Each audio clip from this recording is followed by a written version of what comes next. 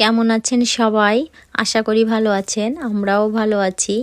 জাপানের সাকুরা ফুল ফোটা শুরু হয়ে গিয়েছে, আর এই সাকুরা ফুল ফোটার সাথে সাথে জাপানিরা অনেক আনন্দ, অনেক মজা করে এবং এই ফুল ফোটার সময়গুলোকে অনেক সুন্দরভাবে উপভোগ করে। তার জন্য সাকুরা ফুলের গাছের নিচে দিয়েই সুন্দর মতো মেলা বসিয়েছে।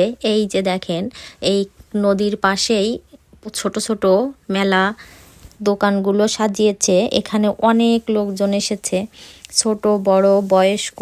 এই যে দেখেন, ছোট্ট একটা বাচ্চা বসে আছে। আমরাও গিয়েছিলাম ঘুরতে, যে দেখি জাপানি মেলাতে কি কি ওঠে, কি কি পাওয়া যায়, একটু দেখে আসি।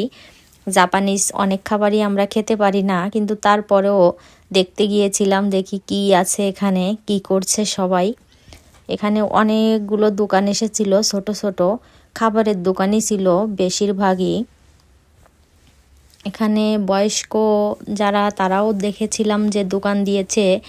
আর এই যে এখানে দেখেন কত লোকজন এসেছে, তারা প্রত্যেকেই দোকানে থেকে কিছু না কিছু কিনে খাচ্ছে। রাস্তার পাশে বসার জায়গাও ছিল অনেক সুন্দর। এই বয়স্ক দুইজন, এনাদের দেখে আমার অনেক ভালো লাগছিল। আর বাবু সাইকেল নিয়ে এসেছিল, সাইকেল কোথায় রাখবে তাই নিয়ে পড়েছিল এক ঝামেলায়, কারণ এত লোকের ভিতর সাইকেল নিয়ে চলা যাচ্ছিল না। পরে একটা সাইডেও সাইকেল রেখে তারপর আমরা মেলার ভিতর গিয়েছিলাম।